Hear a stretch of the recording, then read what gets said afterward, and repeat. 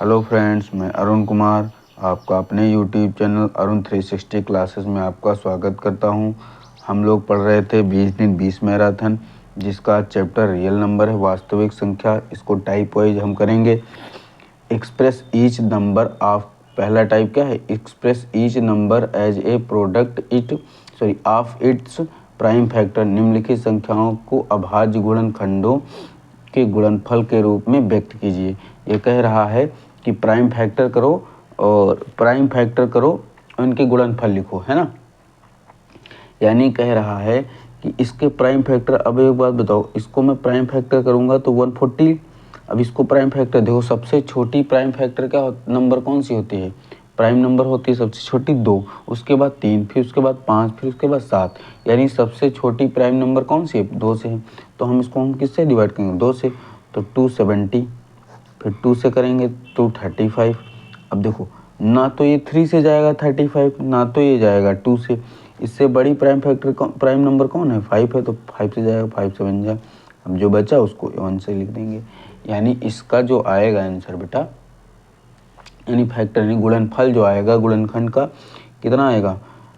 2 into 2 into 5 into 7। ये 2257, 2257। अब देखो करना क्या है, जो 2 बार बेटा दिया हुआ है उसकी पावर 2, जो दिया है 2 बार, जितनी टाइम दिया हो उतने ही पावर लग जाती हैं, यानी उतनी ही घात लग जाएंगी। तो 2 घात कितनी? 2, यानी 2 की पावर 2 लग गई। इंटू 5 है तो 1 लिख सकते हैं, अकेला है। 5 कितनी बार? 1 है, तो एक बार पावर लिख सकते हैं।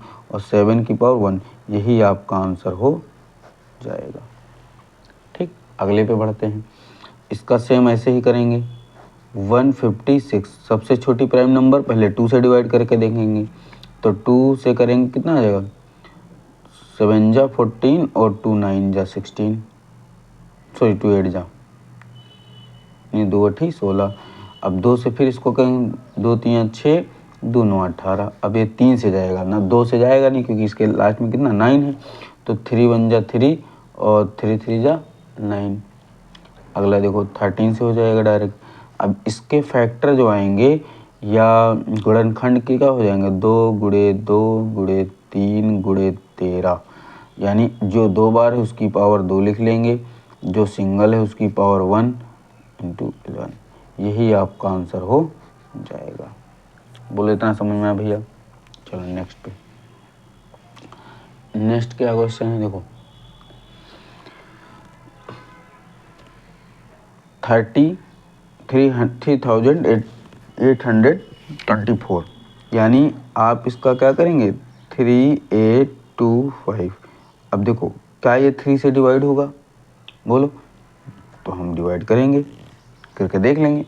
तो 3 1 जा 3, 3 2 जा 3 7 जा 21, 1 बचे तीनों, 3 5 जा 15। अब इसको 3 से करेंगे, 3 से करेंगे तो 3 चौके 12, 3 दूनी 6, तीनों बचे 15। फिर इसको किससे करेंगे? फिर 5 से जाएगा, 5 8 जा और 5 5 जा, है ना। फिर इसको 5 से करेंगे, 5 1 जा 5, है ना। और यहाँ पे 3 बचा, 5 7 जा, और फिर ये हुआ 17 से ही जाएगा। यानी इसके फैक्टर क्या निकल के गए? 3 इंटू 3 इंटू 5 इंटू 5 इंटू 17। अब 3 कितनी टाइम है? कितनी बार है? 2 बार। तो 3 की पावर 2 इंटू 5 कितनी बार? 2 बार, तो 5 की पावर 2 और 17 की पावर 1। यही आपका आंसर हो जाएगा। प्राइम फैक्टर ही है ना। अगला देखो 5005 को 5 से पहले डिवाइड कर लेंगे, क्योंकि और किसी जाएगा नहीं। 5 से करें तो 5 1 5 0 0 5 1 5। अभी ये जाएगा बेटा आपका 7 से, 7 से आएगा 143 टाइम, है नी। फिर 11 से इसको करेंगे, 11 1 11 11 1 11, सॉरी 11 3 33, 11 का 3 बचेगा ना, 11 3 33। फिर 13 से जाएगा, 13 1 तो इसके फैक्टर क्या हो जाएंगे? 5 गुणे 7 गुणे 11 गुणे 13। अब देखो कोई रिपीटेशन नहीं, कोई नंबर 2 बार नहीं है, सब सिंगल सिंगल हैं। तो आप चाहे ऐसे ही लिखा रहने, चाहे इसको आप ऐसे लिख देंगे 5 की पावर 1 गुणे 7 की पावर 1 गुणे 11 की पावर 1 गुणे 13 की पावर 1।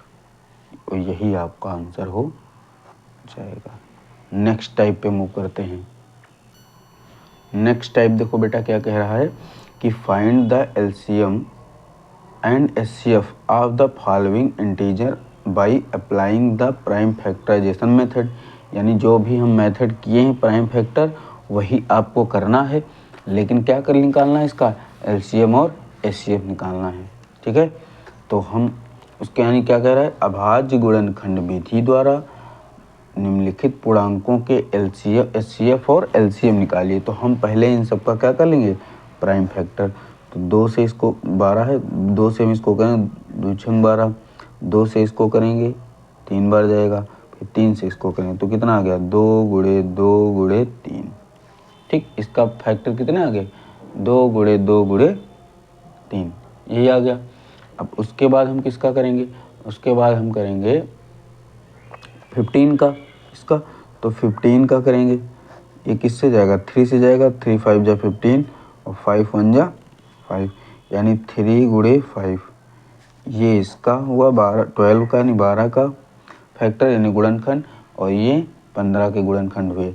और 21 के अगर करना है तो 3 से करेंगे, 3 7 21 और 7 1 7, यानी इसके कितना आ गया, 3 गुणे 7, इसके फैक्टर आ गए। अब हमें निकालना क्या है, हमने निकालना है बेटा एलसीएम और एचसीएफ। देखो एलसीएम की कंडीशन बेटा क्या होती है, जो तीनों में कॉमन हो उसको ले लेते हैं। तीनों में कॉमन क्या है, केवल एक नंबर 3 है, इसमें भी 3 है और इसमें भी 3 है। तो एलसीएम में क्या कॉमन जो होगा एक बार उसको लेकिन 3 लिख लिया मैंने। फिर जो बचेगा यानी 2 2 और 5 और 7, यानी 2 2 2 2 5 और 7, यही बचेगा। अब इसका हम क्या कर लेंगे, मल्टीप्लाई आपस में कर लेंगे। तो 3 दूनी 6 दूनी 12 पंचे 60, 7 छंग 42, 420, यानी इसका एलसीएम क्या निकल के आएगा बेटा, 420 निकल के आएगा। क्या आएगा, 420 यानी 420, है ना। इसका एलसीएम 420 हो गया। अब एचसीएफ निकालना। एचसीएफ बेटा वही होता है जो सभी में कॉमन हो, यानी इसके फैक्टराइजेशन जो हुआ है, यानी इसका जो गुणनखंड हुए हैं और इसके जो गुणनखंड हैं, इसके जो गुणनखंड हैं, इसमें जो तीनों में कॉमन होगा वही आपका एचसीएफ हो जाएगा। तो क्या कॉमन है, 3 कॉमन है, अभी बताएं। तो एक का आंसर 3 हो जाएगा, यानी एचसीएफ आपका क्या निकला 3 और एलसीएम क्या निकला 420। नेक्स्ट पे मूव करते हैं। नेक्स्ट क्या कह रहा है, देखो सेम ऐसे जैसे ऊपर की 8 का हम पहले प्राइम फैक्टर कर लेंगे। 2 4 जा 8, 2 2 जा 4, 2 1 जा, यानी इसके फैक्टर कितने हो गए, 2 इंटू 2 इंटू 2, ये फैक्टर हो गए इसके। अब 9 का हम ऐसे ही निकाल लेंगे। 3 3 जा 9, 3 1 जा 3, यानी इसके फैक्टर कितने हो गए, 3 इंटू 3 फैक्टर हो गया इसके, 2 इंटू 2 इंटू 2 हुए थे, है ना। अब हम किसका निकालेंगे, 25 का फैक्टर। 25 डायरेक्ट 5 से जाएगा, 5 5 जा 25 और 5 1 जा 5, यानी इसका फैक्टर कितना निकला, 5 इंटू 5। ठीक, अब क्या निकालना हमें, क्या है बेटा, एलसीएम। एलसीएम, अब एलसीएम में भी हमने क्या बताया, जो कॉमन हो उसको एक बार लिख लेंगे और जो नहीं कॉमन उनको भी लिख लेंगे, यानी उनका भी क्या कर लेंगे, गुणनफल निकाल लेंगे।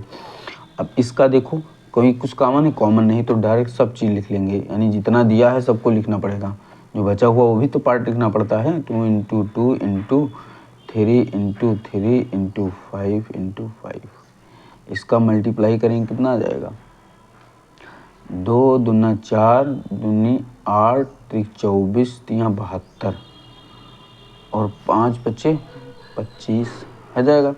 अब 25 का मल्टीप्लाई इससे कर लो, 25 दून 50 के 5 और 25 सत्ते 175, 175 और 5 80, 180, 25 दून 50 जीरो होगा, सॉरी 25 दून 50 का जीरो और 25 सत्ते 175 और 5 1800, यानी इसका आंसर क्या आ जाएगा, इधर लिख लेते हैं 1800, एलसीएम कितना आ गया बेटा 1800।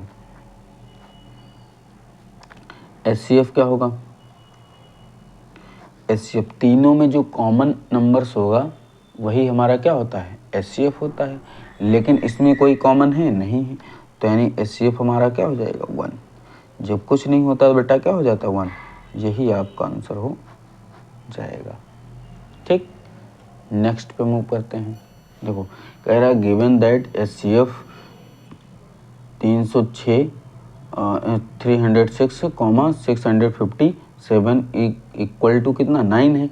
फाइंड एलसीएम 306 एंड 657 का एचसीएम निकालना है। यानी दो नंबर्स बेटा दिए हुए हैं, एक ये नंबर और एक ये नंबर, आपको एचसीएफ दिया हुआ है, आपको क्या निकालना है एलसीएम निकालना है। यानी कह रहा है एचसीएफ ऑफ दिस नंबर, यानी इनका जो है टेप देखो एचसीएफ 306,657 का दिया है 9, आपको एलसीएम इसका निकालना 306 और 657 का। देखो इसको पढ़ने से पहले बेटा इस टाइप का क्वेश्चन करने से पहले एक फॉर्मूला होता है, क्या होता है, पहला होता है first number into second number equal to LCM गुणे मल्टीप्लाइड बाई एचसीएफ।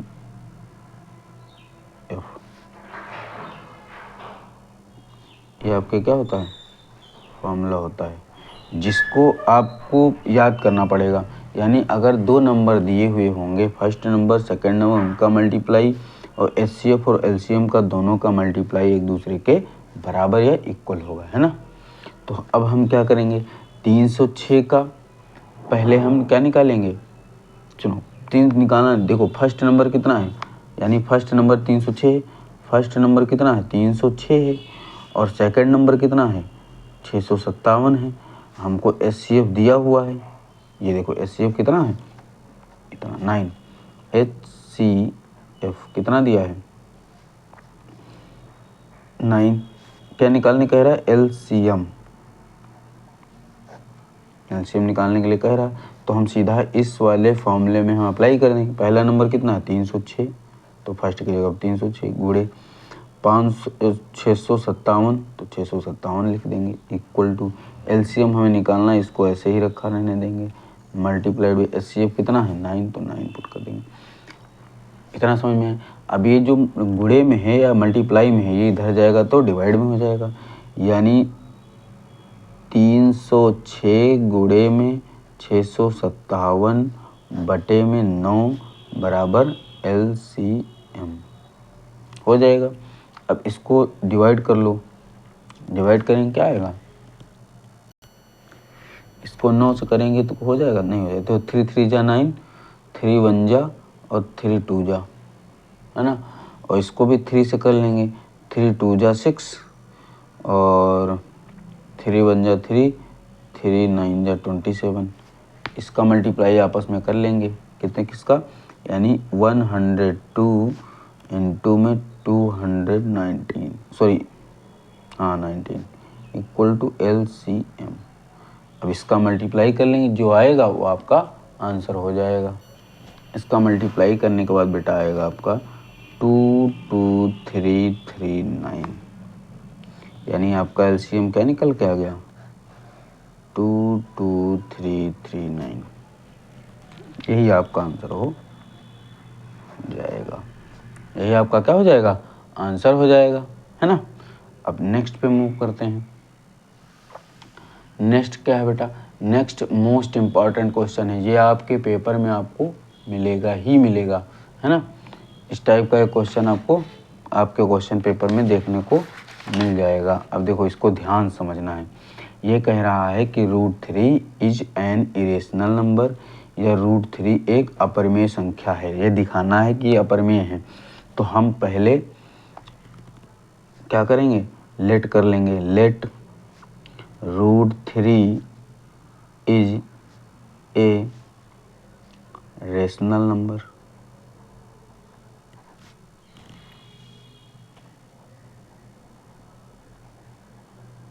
या हम क्या करें, माना √3 एक परिमेय संख्या है ना। तो जब हमने √3 को बेटा क्या मान लिया, एक परिमेय या रेशनल नंबर, तो हम लिख सकते हैं कि √3 इक्वल टू a/b, ब्रैकेट में लिखेंगे a and b N integer, यानी a और b एक पूर्णांक हैं, यानी पूर्णांक 1 को छोड़ के सभी से ये डिवाइड हो जाएंगे, यानी भाग हो जाएंगे। अब हम क्या करेंगे, इसको इधर ट्रांसफर कर दें तो ये हो जाएगा b √3 इक्वल टू a, हो जाएगा, बोलो भैया हो जाएगा। ठीक है, इसको मान लेते हैं इक्वेशन फर्स्ट। इसको हम क्या कर दें, बोथ साइड स्क्वायरिंग, यानी दोनों पक्षों की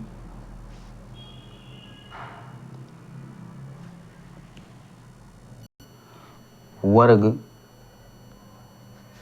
करने पर, यानी बोथ साइड स्क्वायरिंग। ठीक है, बोथ साइड स्क्वायरिंग करेंगे तो ये हो जाएगा बेटा b √3 का whole square equal to a square, हो जाएगा। अब इसका b स्क्वायर, ये 3 हो जाएगा, रूट हट जाएगा, इक्वल टू a स्क्वायर, बोलो हो जाएगा भैया। इक्वेशन नंबर इसको फर्स्ट न मानो, यहाँ पे मान लो इक्वेशन नंबर फर्स्ट, यहाँ ये मान लो, वो रहने दो।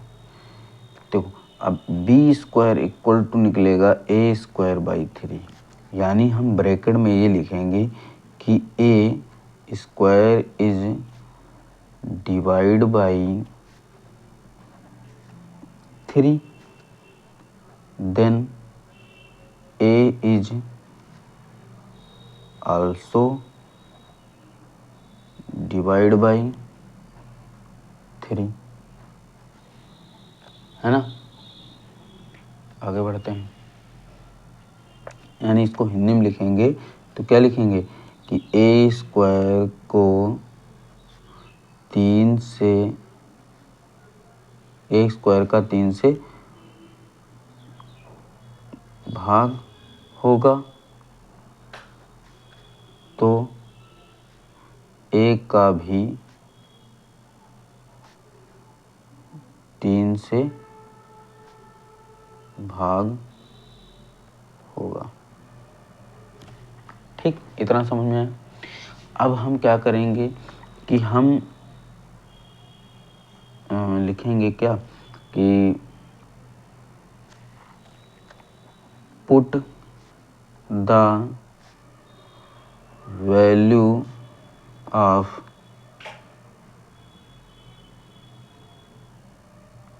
a इक्वल टू 3c, क्या पुट करेंगे बेटा, a equal to 3c put कर देंगे, यानी a का मान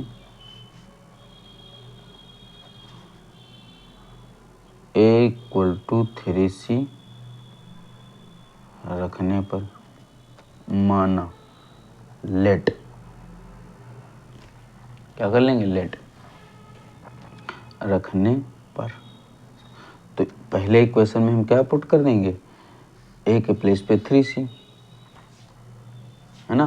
तो 3b square equal to a के प्लेस पे 3c का होल स्क्वायर, ये हो जाएगा, आगे देखो, ये आपका हो जाएगा 3b स्क्वायर इक्वल टू 3 3 जा 9 c का स्क्वायर c, तो 3 से इसको कैंसिल करें, 3 3 जा, तो c स्क्वायर इक्वल टू क्या आ जाएगा, b स्क्वायर, ये अपान में 3, यानी क्या कह रहा है, मैं लिखूंगा फिर वही, b square is divide by 3, then a is also divide by 3, यानी हम हिंदी में क्या लिखेंगे, बी स्क्वायर को 3 से भाग होगा तो a का भी भाग 3 से होगा। ठीक, इतना समझ में भैया, बोलो। अब हम क्या करेंगे, अब हम देखो लिखेंगे ये जो आ रहा है, यानी A and B, A and, देखो ये क्या हो रहा है, देखो यानी ए स्क्वायर भी 3 से डिवाइड है और बी स्क्वायर भी 3 से डिवाइड है, और जबकि हमने क्या माना है कि एक के अलावा कोई दूसरे से इंटीजर माना, हमने पूर्णांक माना है, तो एक के अलावा किसी डिवाइड नहीं होंगे।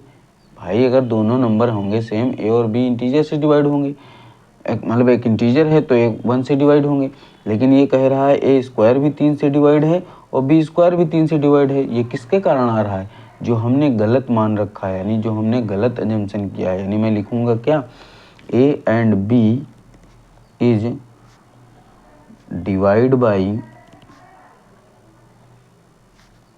3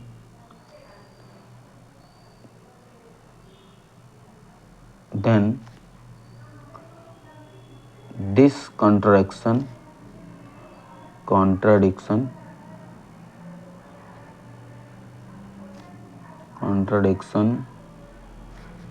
is arisen by our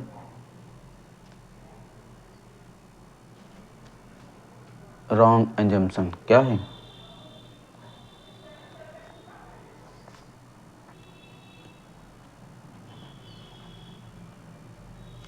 so √3 is an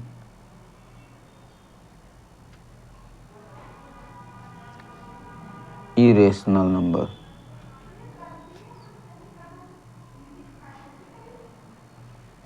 ठीक, प्रूफ कर दिया हमने क्या कि √3 एक इरेशनल नंबर है। अभी हिंदी वाले क्या लिखेंगे, देखो हिंदी वाले बेटा ये लिखेंगे कि देखो ए और बी में कम से कम एक उभयनिष्ठ गुणनखंड 3 है। मैं यहाँ पे लिख देता हूँ, यानी ये पूरा सेम लिखोगे, उसके बाद जो लास्ट में लिखना है आपको, हमको जो कंक्लूजन मिला उसको लिखना है ना। तो हम क्या लिखेंगे, यहाँ पे लिख देता हूँ मैं कि ए और बी में कम से कम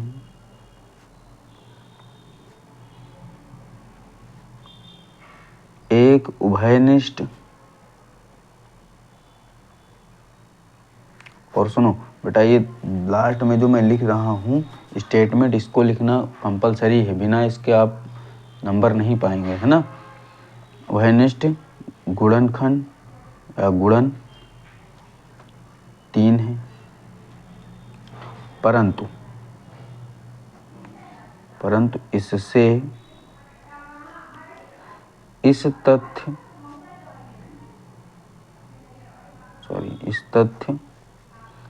का विरोधाभास, क्योंकि का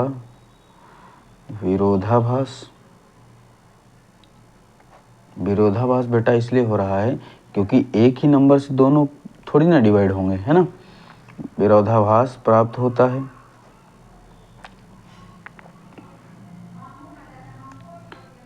कि ए और बी सहभाज्य मतलब कोप्राइम, ए और बी सहअभाज्य मतलब दोनों एक ही नंबर से डिवाइड हो रहे हैं ना, यानी कट रहे हैं सहअभाज्य, एक दोनों एक ही नंबर से सहअभाज्य हैं। हमें यह विरोधाभास किस लिए मिल रहा है, हमारे यह विरोधाभास अपनी त्रुटिपूर्ण यानी गलत एजम्पशन, रॉन्ग एजम्पशन के कारण, त्रुटि पूर्ण कल्पना यानी एजम्पशन के कारण हुआ है। मतलब हमने जो गलत मान रखा कि ए और B is a rational number, इसीलिए हमें क्या मिल रहा है, विरोधाभास मिल रहा है ना। तो हम क्या लिखेंगे कि √3 यानी निष्कर्ष क्या निकलेगा, निष्कर्ष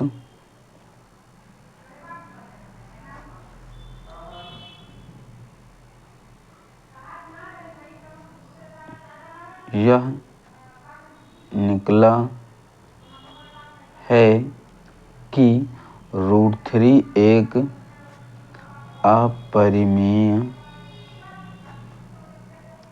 संख्या है। यही आपका आंसर हो जाएगा। सो आई होप आप लोगों को अच्छे समझ में आएगा। सो इतने अच्छे से मैं बताऊंगा कि आप लोग बहुत अच्छे से समझ जाएंगे। बस आपको थोड़ा धैर्यपूर्वक ध्यान से देखना है। थोड़ा मैं लिखता हूँ, सबके जैसा मेरा डिजिटल बोर्ड नहीं है। सो मैं प्रयास करता हूँ आप लोगों को अच्छे समझ में आ जाए, अच्छे दिखाई भी दे। अगर आपको वीडियो बेटा अच्छी लग रही है तो आप सब्सक्राइब भी कर सकते हैं और थोड़ा मोटिवेशन के लिए आप लाइक भी कर सकते हैं। आज के लिए इतना ही। नेक्स्ट डे में नेक्स्ट मैराथन लेके आएंगे अगली चैप्टर का, है ना। ऐसे ही पूरा हम आपका सिलेबस 20 दिन में कंप्लीट करा देंगे और आप पढ़ते रहिए। आपका एग्ज़ाम पास में है। जितने मैं क्वेश्चन करा रहा हूँ इसको बेटा ज़रूर कर लेना। इससे एक क्वेश्चन भी बाहर नहीं जाएगा। हो सकता है डिजिट चेंज कर दे, जैसे मान लो मैंने ये बताया है √3, हो सकता है √5 दे दे, √7 दे दे, √2 दे दे। वो नंबर चेंज हो सकते हैं, लेकिन ये जो प्रोसेस मैंने बताया है ये चेंज नहीं होगा, है ना। सो आई होप आप लोगों को अच्छे समझ में आया होगा। आज के लिए इतना ही। Thank you. जय हिंद, जय भारत।